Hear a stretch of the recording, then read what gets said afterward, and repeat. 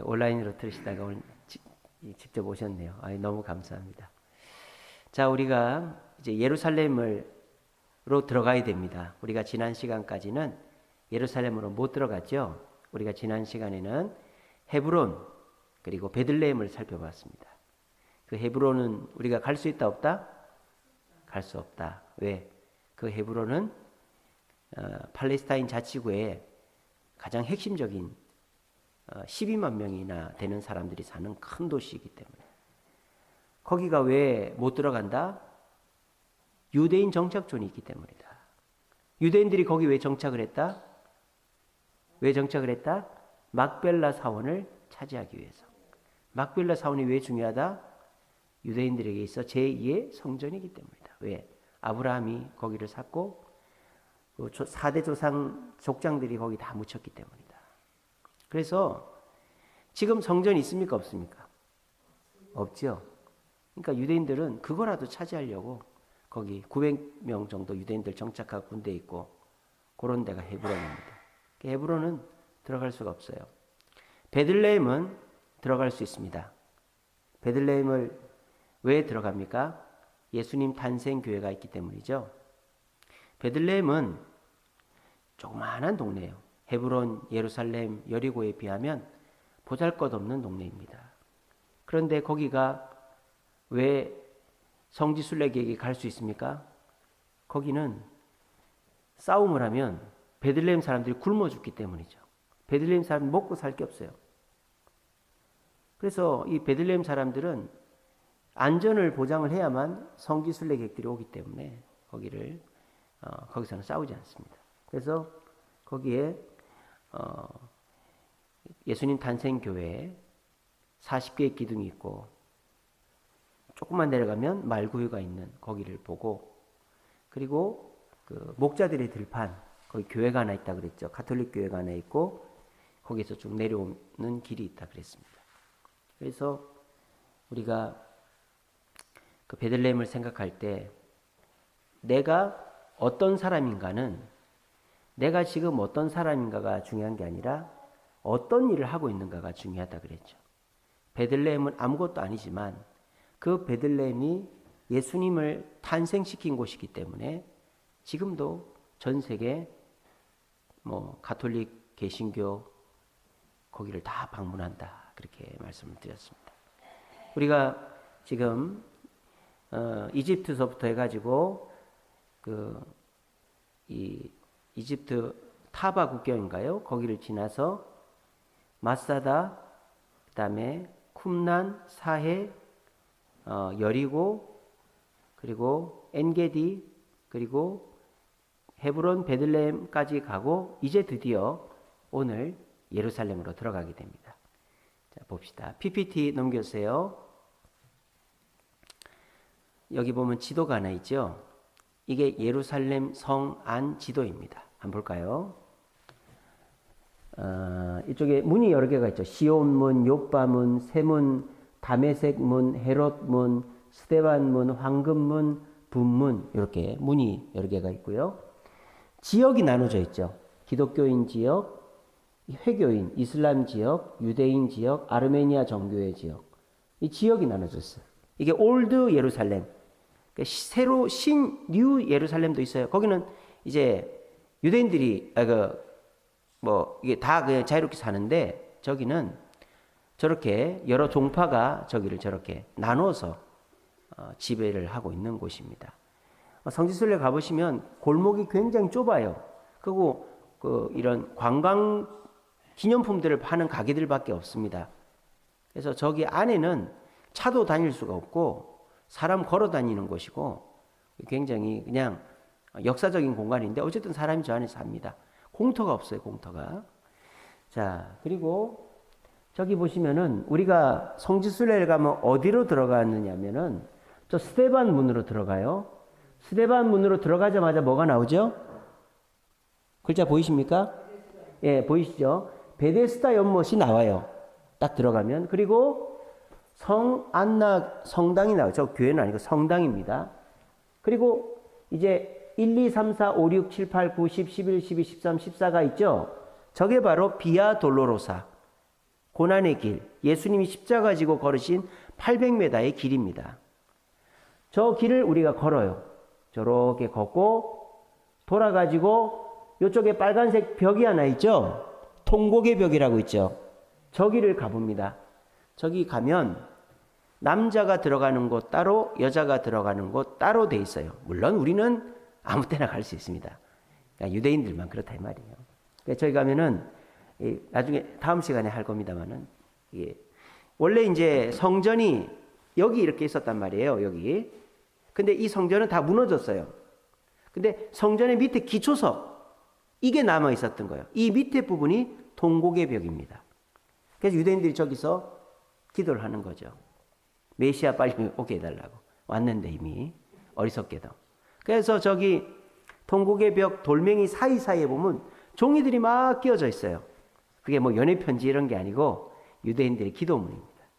그리고 통곡의 벽 한켠에 보면 도서관이 있어요. 유대인들 공부하는 도서관이 있습니다.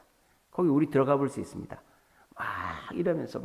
이러면서 그 모세오경을 외우고 있어요. 유대인들이.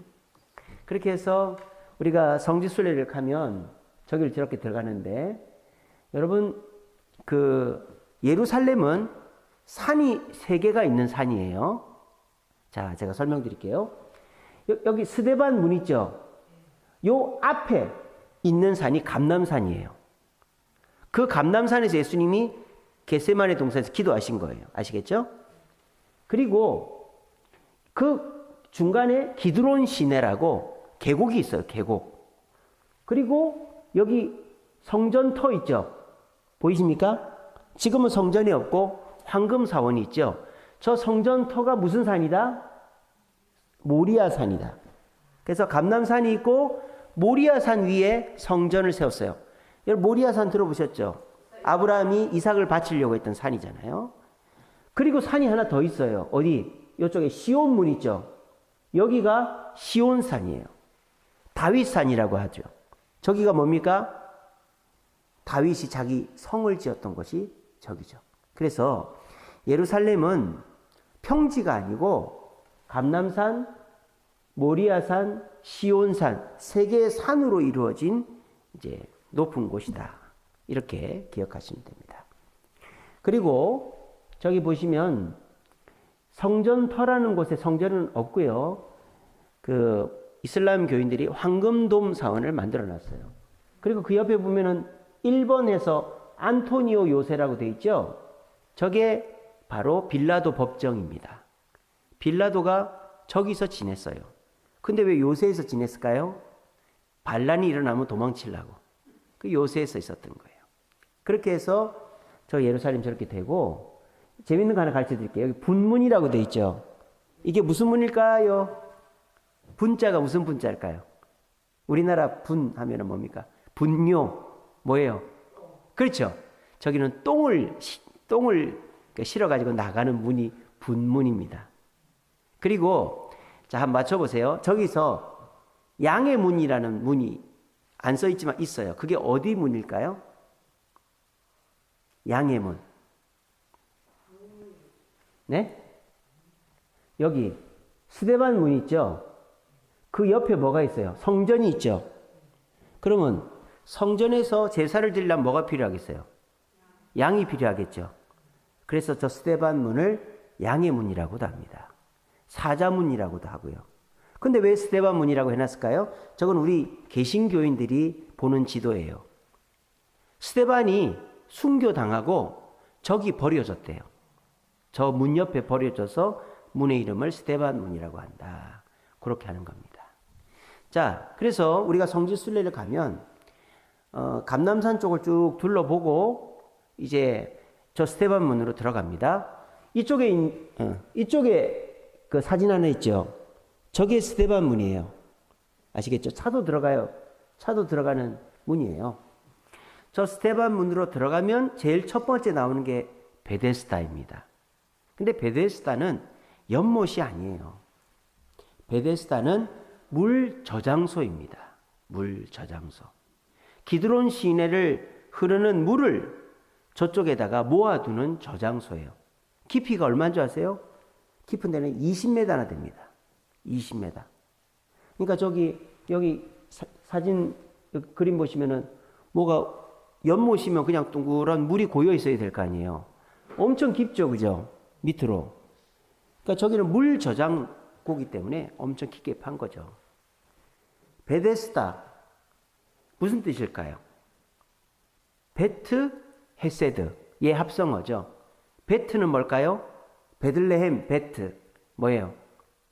집이란 뜻이죠. 베들레헴이 떡집이란 뜻이잖아요. 베트는 집입니다. 헤세드는 뭘까요? 자비, 은혜입니다. 베트 헤세드. 그래서 베데스다. 베트 헤세드를 이제 그리스 말로 발음한 게 베데스다예요. 그래서 이 베데스다는 자비의 집이라는 뜻입니다. 근데 원래 저게 자비의 집이 아니고 물 저장고예요.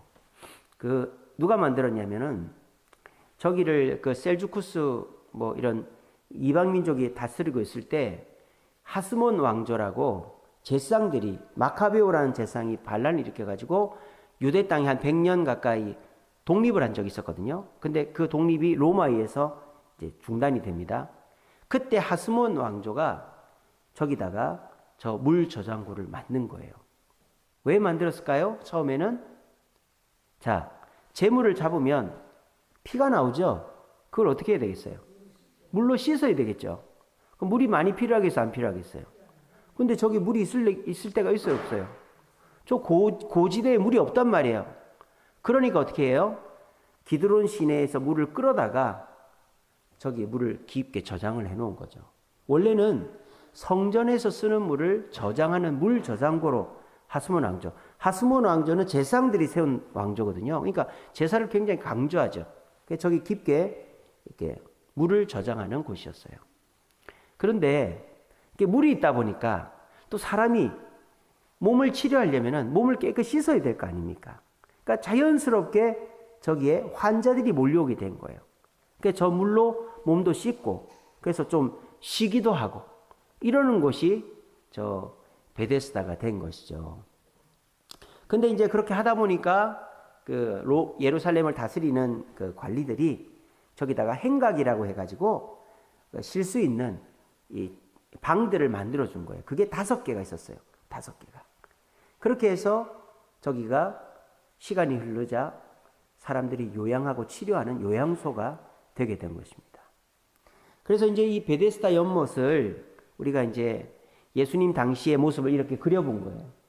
그러니까 베데스다 연못은 깊게 되어 있습니다. 기드론 시내랑 맞춰야 되니까. 기드론 골짜기가 있고 베데스다 연못이 더 밑에 있어야 물이 흘러 내려갈 거 아니에요. 그러니까 기드론 시내보다 낮게 하려고 20m나 판 거예요. 그러니까 사람들이 가면은 내려가야 돼요, 저기를. 내려가면 물 이렇게 고여 있는 곳이 있어요. 그러면 사람들이 씻고 쉬고 이렇게 하는 것이죠. 그걸 그림으로 그려본 거예요. 이쪽 위에 있죠. 저게 옛날 베데스다 연못의 모형입니다. 베데스다 연못은 2개로 돼 있었어요. 윗못과 아랫못으로. 그래서 위에 못이 하나 있고 그 중간에 벽이 하나 있고 아래 못이 하나 있고 그렇게 돼 있었던 곳입니다. 그리고 그리고 이제 저기 그림은 얼마나 베데스다 연못이 깊었나 하는 것을 보여주는 거예요. 그리고 여기 보시면은 저 폐허가 된 베데스다 연못 옆에 교회가 하나 있죠. 그죠? 저게 성안나 성당입니다. 성안나가 누구냐? 마리아의 어머니로 추정이 됩니다. 예수님의 어머니 마리아의 어머니가 저기서 태어났을 것이다. 그렇게 추정을 하는 거예요. 그래서 십자군들이 저기다가 교회를 지어놨어요. 성안나 성당이라고. 근데 십자군들이 이제 쫓겨나가고 이제 이슬람 교인들이 저기를 다스리면서 이슬람 교인들의 학교로 쓰이다가 1856년도에 크림반도라고 있죠. 우크라이나가 저기 러시아한테 뺏긴 크림반도 아시죠? 그 크림반도에서 전쟁이 일어났었어요. 그때 누가 활동을 합니까? 간호사의 대표 프랑스의 나이팅게일이 크림반도에서 사람들을 돌봤던 거예요. 그래서 그 크림 전쟁에서 프랑스가 승리를 하거든요. 그래서 프랑스가 저 베데스다 연못의 지배권을 획득을 하게 됩니다. 그래서 지금도 저 성안나 성당에 가면 개신교회가 아니에요. 저기는 카톨릭이에요. 그래서 카톨릭 사제가 저기를 관리하고 다스리고 있습니다. 그래서 가보시면 그런 것들 다 보시고 느끼게 될 겁니다. 그래서 저 베데스다 연못은 사실 연못도 아니고 요양소도 아니에요. 물 저장고입니다. 원래.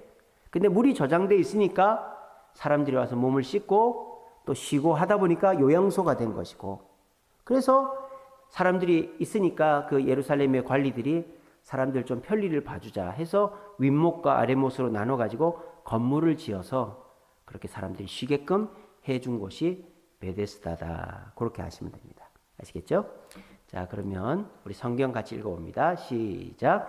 예수께서 그 누운 것을 보시고 병이 벌써 오래된 줄 아시고 이르시되 내가 낫고자 하느냐. 병자가 대답하되 주여, 물이 움직일 때에 나를 못에 넣어주는 사람이 없어 내가 가는 동안에 다른 사람이 먼저 내려가나이다.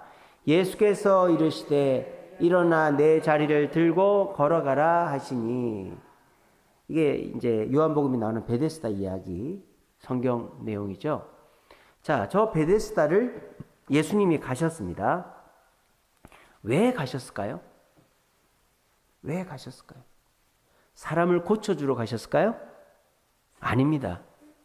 사람을 고쳐주려면 예수님 보통 어떻게 하십니까? 줄 서라 해가지고 한 명씩 다 안수해서 다 고쳐줍니다. 성경에 뭐라고 되어 있습니까? 예수님 쉬고 있는데 사람들이 찾아서 고쳐달라면은 야, 나 지금 업무 시간 끝났으니까 내일 와, 이렇게 합니까? 예수님은 식사를 못해도 잠을 못 주무셔도 고침받으러 온 사람들을 다 고쳐줬어요.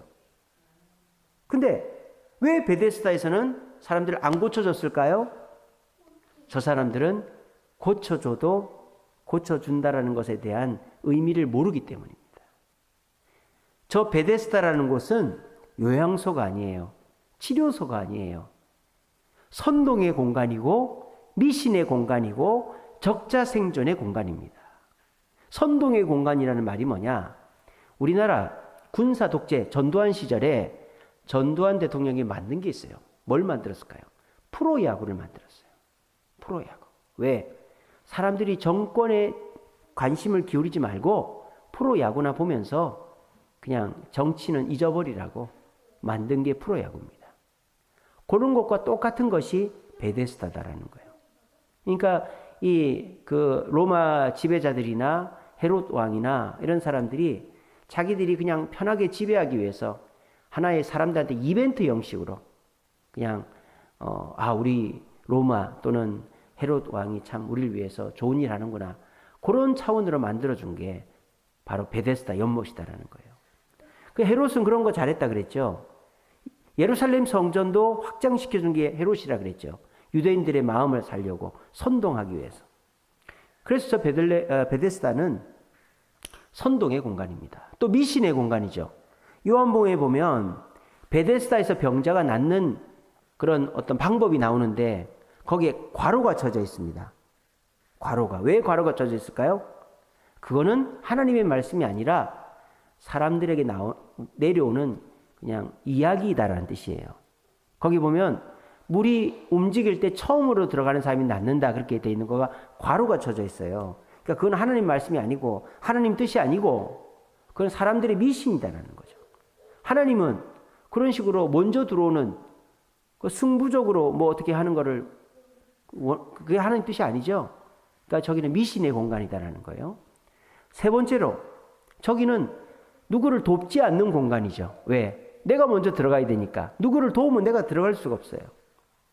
아무리 몸에 질병이 없는 사람이라도 어디 아픈 데가 있을 거 아니에요. 예를 들자면 이 병자들을 돌보는데 그 병자들을 돌보다가 만약에 물이 막 이렇게 움직였다. 그러면은 막 돌보는 사람도 물로 들어가는 거예요. 왜? 자기도 뭐 어디 낫고 싶어가지고. 몸 안 아픈 사람이 없잖아요. 그러니까 저기 베세다 연못은 적자생존의 공간이라는 거죠. 그 누구도 서로를 돕거나 챙기지 않는 그런 야생의 공간이라는 거예요. 저기 예수님이 가셨습니다. 저기 가셔서 예수님이 병자들을 고치지 않은 이유가 뭡니까? 저들은 예수님께 고침을 받아도 어떻게 할까요? 여전히 그 선동과 미신과 적자 생존에서 벗어날 수가 없기 때문입니다. 왜냐? 저들은 갈 데가 없는 사람이에요. 저들에게 필요한 것은, 베데스다 연못에 있는 사람들에게 필요한 것은 이 베데스다 연못이 아닌 다른 장소나 누군가에게 가면 내가 된다라는 희망이 필요했던 거예요. 근데 저 베데스다 연못에 있는 사람들은 갈 데가 없는 사람들이에요. 38년 된 병자도 자리가 있다고 그랬죠. 그러니까 거기서 먹고 자고 생활하는 것이 38년 된 병자의 삶이었던 겁니다. 그러니까 저기 있는 사람들은 마치 그 율락가 여성들이라든지 또는 뭐 남의 집에서 종살이 하는 사람들이 막상 너 이제 종 그만해 해도 갈 데가 없으니까 그냥 여기 있게 해주세요 이런다든지, 율락가 여성들도 뭐 이제 어디 갈 데가 없으면 그냥 여기 있게 해서 이런 것과 똑같은 거예요. 그러니까 저 베데스다 연못 안에 있는 사람들은 고쳐줘봐야 어떻게 할까요? 저기 그대로 있는 거예요. 아시겠어요? 갈 데가 없는 사람이라니까요. 몸이 나아도 저기 그대로 있는 거예요. 예전에도 제가 비유를 한번 말씀드렸는데, 태국에 어떤 사람이 여행을 갔는데 태국에 가니까 새끼 코끼리를 하나 목을 매가지고 팔고 있더라는 거예요. 팔고. 근데 그 새끼 코끼리가 너무 불쌍해가지고 한 관광객이 돈을 주고 풀어주라고 그랬어요. 그랬더니 그 새끼 코끼리가 어떻게 했다? 풀어줬으니까 숲으로 갔을까요? 엄마한테 갔을까요? 그 새끼 코끼리는 갈 데가 없어요. 목줄이 풀렸는데도 자기 목줄을 묶어놨던 그 말뚝을 뱅글뱅글 돌고 있더랍니다. 그게 저기 38년 된 병자들의 모습이다라는 것입니다. 그러니까 예수님은 저기서 병을 고칠 게 아닌 거죠. 표적을 보여줘야 되는 거죠. 희망을 보여줘야 되는 거죠. 너희들도 갈 데가 있다라는 것을.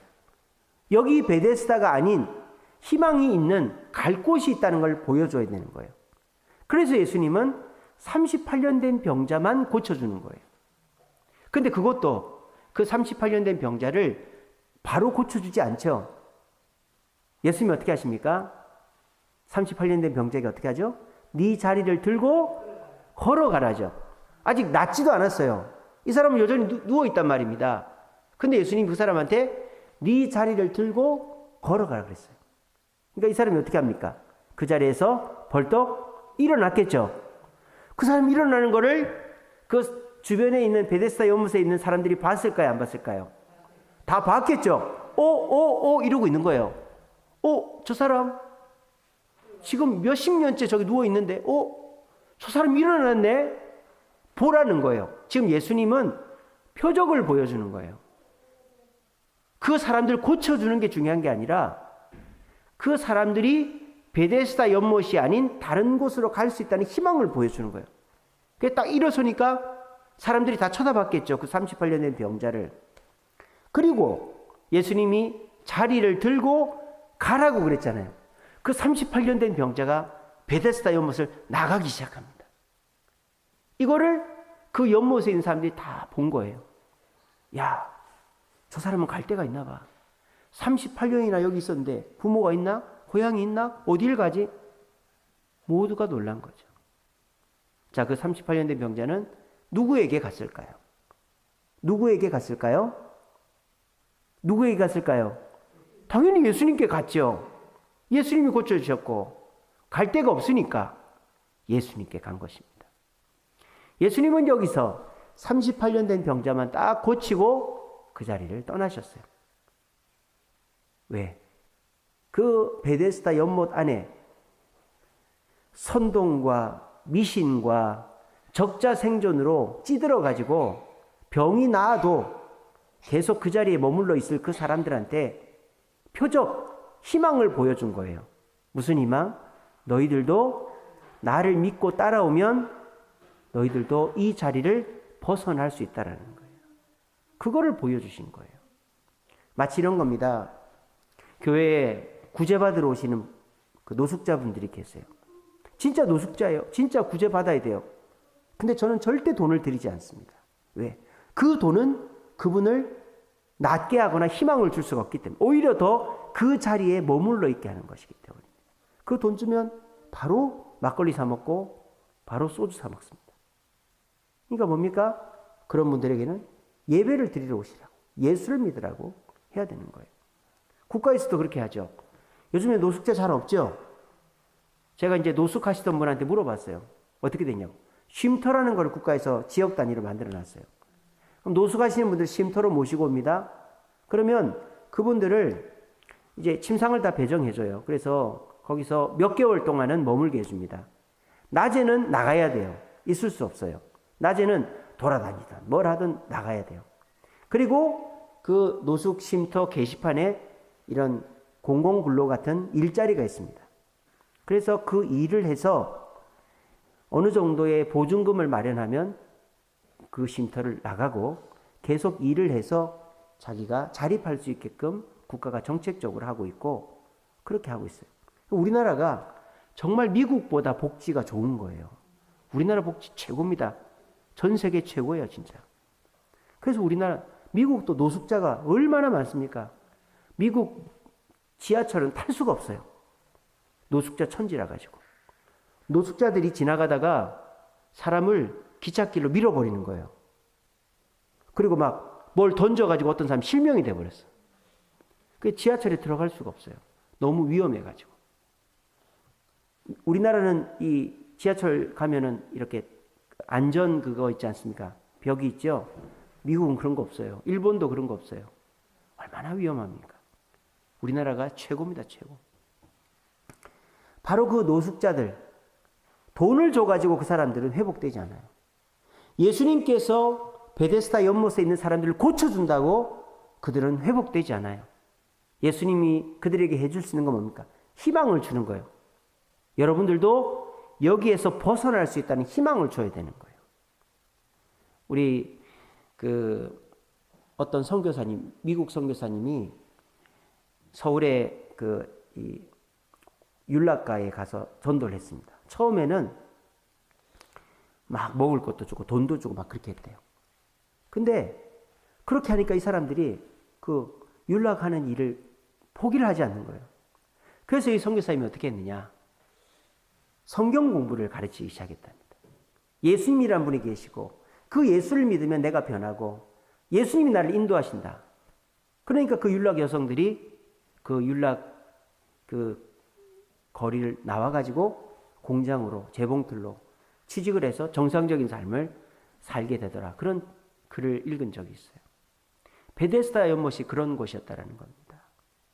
그래서 사람은 그저 잘해준다고 사람이 되는 게 아니에요. 자식들도 해달라는 거 다 해준다고 자립을 하는 게 아니에요. 오히려 적당하게 알아서 하게끔 내버려 두는 것이 자녀가 자립할 수 있게 되는 거예요.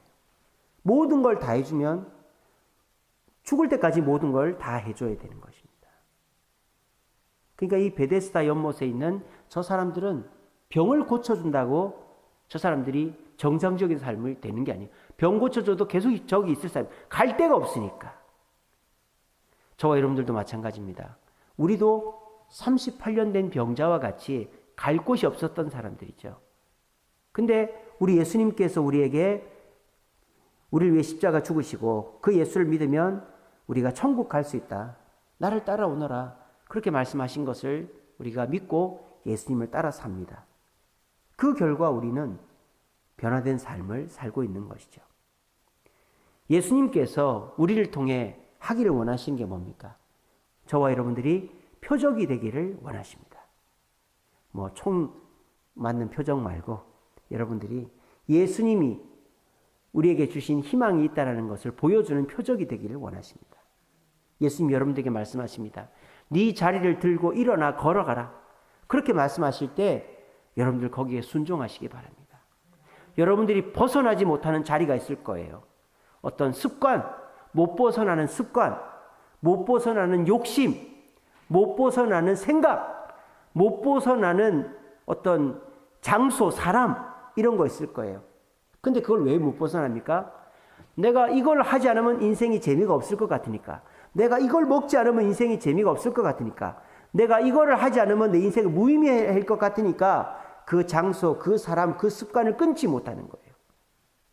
그런데 과감하게 예수님이 오라고 하는 대로 가보십시오. 그러면 여러분들 그거 없어도 삽니다. 그 습관대로 안 해도 살고요. 그 사람 안 만나도 살고요. 그거 안 먹어도 삽니다. 전에 제가 그런 말씀 드렸죠. 그 빌리 그레암 목사님 아들 프랭클린 그레암 목사님이 담배를 끊을 때 이야기 해드렸죠. 40살부터 예수를 믿기 시작했는데 담배를 못 끊는 거예요, 이분이. 어느 날은 담배가 너무 피고 싶어가지고 아무것도 하기가 싫고 담배만 피고 싶은 거예요. 근데 이분이 어떻게 했다?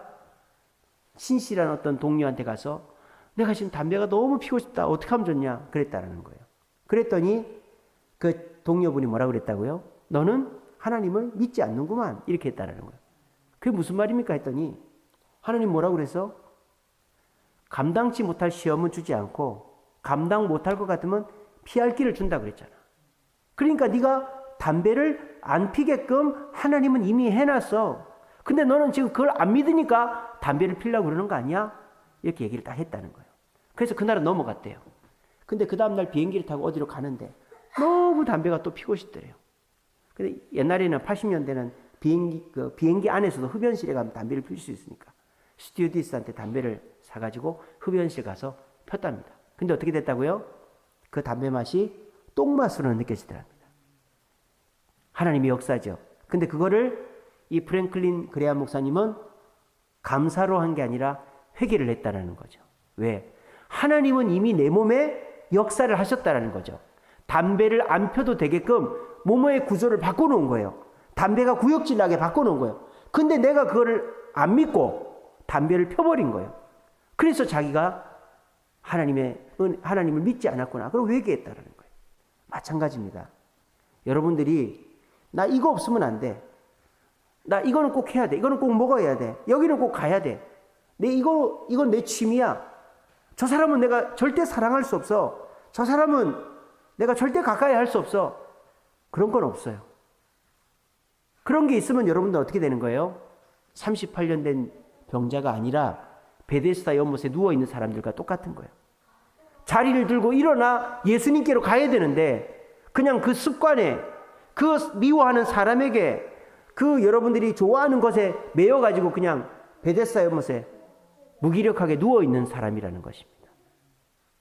여러분, 우리 주님은 여러분들에게 그런 거 없어도 살 수 있게끔 다 조치를 해놓고 여러분들에게 따라오라고 한다는 사실을 이 시간에 굳게 믿으시기를 바랍니다. 그리고 여러분 자리를 들고 일어납시다. 나 이거 없으면 안 돼. 나 이거 없으면 난 죽어. 예수님, 나 다른 건 양보해도 이건 양보 못해요. 그거를 내려놓고 일어나시기 바랍니다. 그리고 주님께로 걸어가십시오. 여러분들 그거 없어도 충분히 삽니다. 하나님이 다 조치를 해놨어요. 그렇게 해서 주님이 들고 일어나 가라고 하면, 걸어가면 그 모습을 우리 가족들, 친지들, 이웃들, 직장 동료들이 보겠죠. 그럼 우리가 뭐가 되는 거예요? 사인, 표적이 되는 거예요. 그러면 하나님이 영광을 받으시는 거예요. 저 사람 나랑 똑같은데 오늘부터 술 안 먹네? 담배 안 피네? 놀러 안 가네? 저기 안 가네? 저래도 재밌게 사네? 야, 나도 교회나 가볼까? 이렇게 되는 거죠. 우리가 표적이 되어질 때 남들은 쉽게 끊지 못하는 것을 예수님을 희망 품고 나아가서 변화시키는 걸 볼 때 다른 사람들도 희망을 얻는 것이죠. 이것이 베데스다 연못이 우리에게 주는 교훈이 된다는 것입니다. 그러므로 저 베데스다를 가셨을 때 저기는 은혜 받는 곳이 아니고 참 인간의 씁쓸한 모습을 확인하는 공간이에요. 가셔서 많은 사람들이, 현대인들도 선동과 미신과 적자생존에 함몰되어 가지고 그냥 그 속에서 희망 없이 내가 이것이 싫은 줄 알지만, 내가 이제 술을 끊고 싶지만, 담배를 끊고 싶지만, 내가 이 습관을 하고 싶지 않지만, 내가 사람을 다 사랑하고 싶지만, 내가 이것이 없으면 못 살겠다, 내가 어디 갈 데가 없다, 이런 생각을 하고 있는 사람들에게 우리가 예수님께 나아가면 그런 거 없어도 행복하고 변화가 있을 수 있다는 것을 몸소 보여주셔서 주님께 영광을 돌리고 그런 사람들에게 희망을 주는 그런 표적들이 되시는 저와 여러분 되시기를 간절히 바랍니다. 자, 그렇게 해서 베데스다 연못을 지나면 이제 비아 돌로로사, 고난의 길이 시작이 되는 거예요. 자, 빨간색으로 표시된 게 고난의 길입니다. 아까 말씀드렸죠? 1번, 저기가 안토니오 요새라고 되어 있죠? 저기 안에 빌라도 사무실이 있어요. 왜 그랬다? 빌라도가 유대인들 폭동이 일어나면 도망치려고 저기 안에 있었던 거예요. 그리고 두 번째, 2초소는 2번 돼 있죠? 저기가 예수님이 십자가를 지신 곳입니다. 세 번째, 저기 꺾이는 곳 있죠? 저기서 예수님이 처음으로 쓰러지십니다. 십자가를 지고 가다가. 그리고 네 번째, 저기 초소 꺾어가지고 네 번째 저기 지점에서 예수님이 자기 어머니 마리아를 만나는 거예요. 그리고 거기를 또 꺾어서 올라가는 다섯 번째, 저기에서 예수님이 더 이상 십자가를 지지를 못하는 거예요. 너무 힘들어가지고. 그래서 누가 십자가를 대신 집니까? 구레네 시몬이 지죠. 왜 십자가를 대신 지게 한 줄 아세요? 저기 5번서부터 경사가 있기 때문입니다. 길이. 그냥 걸어가는 게 아니라 경사가 있기 때문에 이 군인들이 봤을 때 이 십자가를 못 지고 가겠구나. 그래서 구경하고 있던 구경꾼 구레네 시몬을 불러다가 십자가를 지게 한 거예요. 그게 5번입니다. 그리고 6번입니다. 6번은 예수님이 가다가 너무 피를 많이 흘리니까 베로니카라는 여자가 예수님께 수건을 드렸어요. 그랬더니 그 수건으로 예수님 얼굴 한번 닦았는데 그리고 고맙다 하고 갔는데 그 베로니카가 수건을 펴보니까 그 핏자국이 얼굴 자국으로 돼 있더라는 거예요. 예, 그런 이야기가 있습니다. 진짜 그런지 모르겠지만. 그래서 그곳이 저 6번이고요. 그 다음에 7번. 저 7번 있죠. 저까지 쭉 올라오셔가지고 저기서 한 번 더 쓰러지십니다. 저기서 쓰러지고요. 그래서 저기에 가톨릭에서 건물을 두 채 사가지고 예배 드릴 수 있는 공간을 두 개를 만들었어요. 그러니까 가톨릭은 저기를 가서 십자가를 져야 공로가 쌓이는 거예요. 그게 천국 가는 거예요. 가톨릭이 성지에 대해서 굉장히 더 열정적입니다. 자, 그리고 8번, 저기 8번 있죠? 저 8번에서 예수님께서 모여서 울고 있는 여인들에게 얘기하십니다. 나를 위해 울지 말고 너희 자녀들을 위해 울라. 너희 자녀들이 이제 큰일 났다 인 거죠. 이제 이 예루살렘 무너지고 너희들 다 도망갈 거라는 거죠. 그때 예수님이 너무 힘들어가지고 벽을 한번 딱 짚었는데 거기 손자국이 났어요. 그리고 거기에 니카라는 말이 라틴어로 써놨어요. 그게 뭐냐? 승리라는 거예요. 승리. 니카가 뭐예요? 에? 니시 아닙니다. 라틴어라니까요. 니카가 뭐예요? 신발, 나이키. 나이키가 니카예요. 승리의 여신이 나이키입니다. 아시겠죠? 니카, 주께서 승리하셨다. 그런 뜻이에요. 라틴어로. 그래서 나이키가 승리의 여신입니다. 니카. 그리고 이제 9번째가 뭐냐면 세 번째로 쓰러지신 거예요. 저기에 곱틱교회라고 합니다. 곱틱교회. 곱틱교회는 이집트에 있는 개신교회를 말하는 거예요. 이집트. 옛날부터 있었던 개신교회. 조금 우리랑은 다른데. 그리고 10번서부터 14번까지는 성묘교회라는 교회가 있어요. 저기 골고다 언덕이라고 되어 있는데 헬레나라는 그 콘스탄티누스 황제 어머니가 저기서 십자가를 발견하고는 여기가 예수님 십자가 달린 곳이다 해서 저기다가 성묘교회를 지었어요. 저기 가면 4개 초소가 있는데 성묘교회 입구가 예수님이 이제 옷을 벗김을 당하는 거예요. 그래서 군인들이 어떻게 합니까? 예수님 옷을 제비 뽑죠. 그게 성묘교회 앞에서 한 거예요. 그리고 11번은 예수님이 이제 성묘교회 안에 들어가면 이렇게 이제 예수님의 행적을 그림과 여러 가지 이런 물건들로 해놨어요. 그러니까 11번은 예수님 십자가에 달리신 모습을 해놨어요. 그리고 이 성묘교회는요, 안쪽은 가톨릭, 그리스 정교회, 아르메니안 정교회가 나눠서 지배하고 있고요. 성묘교회 바깥은 시리아 정교회, 곱틱 정교회, 이디오피아 정교회가 지배하고 있어요. 그러니까 저기는 그런 그 가톨릭과 정교회의 특징이 뭔지 아세요? 저기에 가야만 공로를 받아서 천국에 간다는 거예요. 우리는 성지에는 그 은혜를 받으러 가는 거지 성지 가서 천국 가는 거 아니죠. 그러니까 성지를 내가 좀 한 평이라도 가져야 되겠다라는 생각 자체가 이게 미신적인 생각이고 잘못된 생각이죠. 그래서 우리 개신교는 그러지 않는데 가톨릭이나 정교회는 어떻게든지 성지에 한 평이라도 우리 소유하려고 그렇게 하는 거예요. 그래서 성묘교회 안은요, 이 가톨릭과 그리스 정교회, 아르메니아 정교회가 나눠서 지배하고 있고 바깥쪽도 시리아 정교회, 곱틱 정교회, 이디오피아 정교회가 나눠서 그러니까 서로 안 싸우고 그러는 거예요. 서로 차지하려고.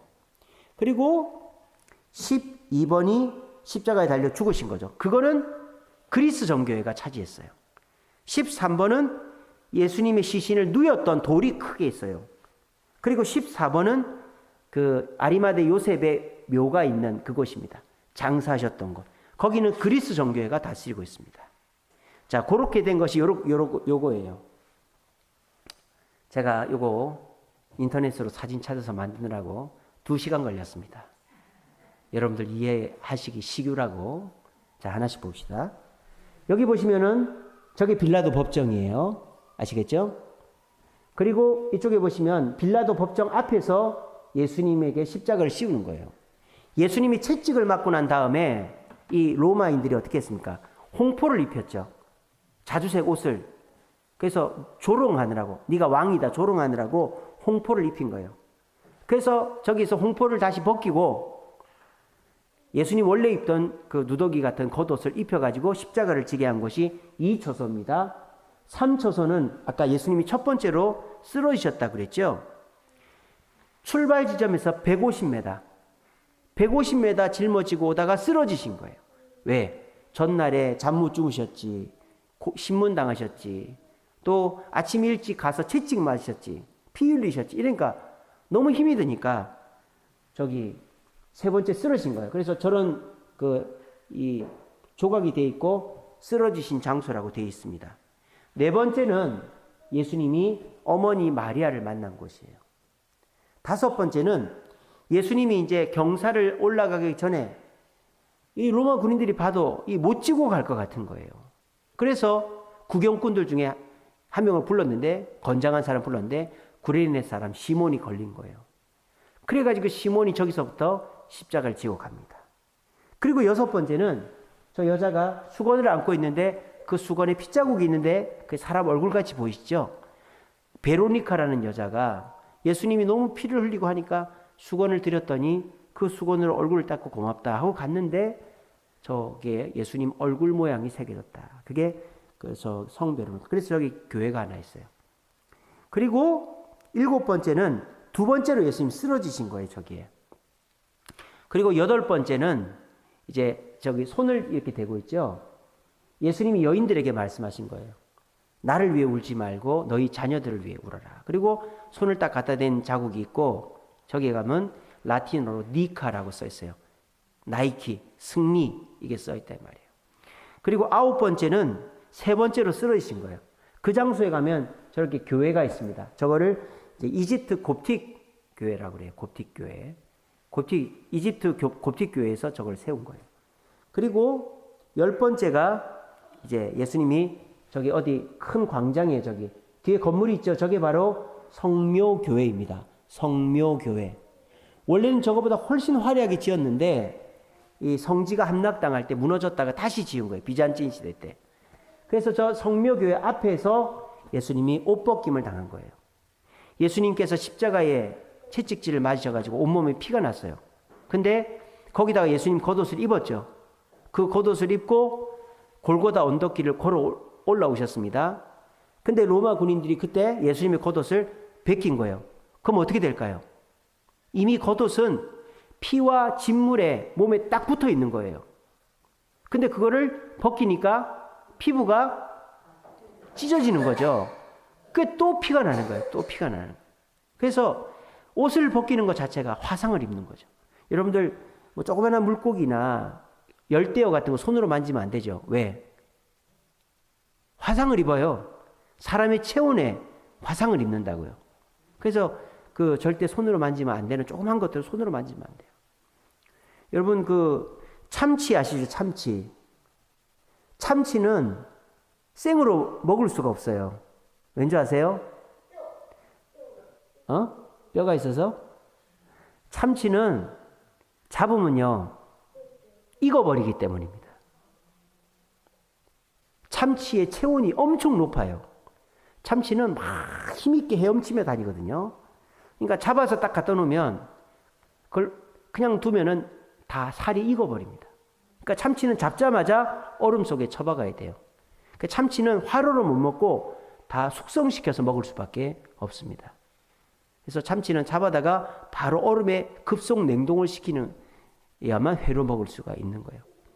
그래서 예수님이 몸이 막 열이 나고 피를 흘리고 진물을 흘려가지고 옷을 딱 찢는 순간 온몸이 다시 찢어지면서 피가 나는 거죠. 그게 10번째 성묘교회 앞에서 일어난 거예요. 이제 11번, 12번, 13번, 14번은 성묘교회 아닙니다. 우리 성지순례 가면 저기를 들어갑니다. 다 봅니다.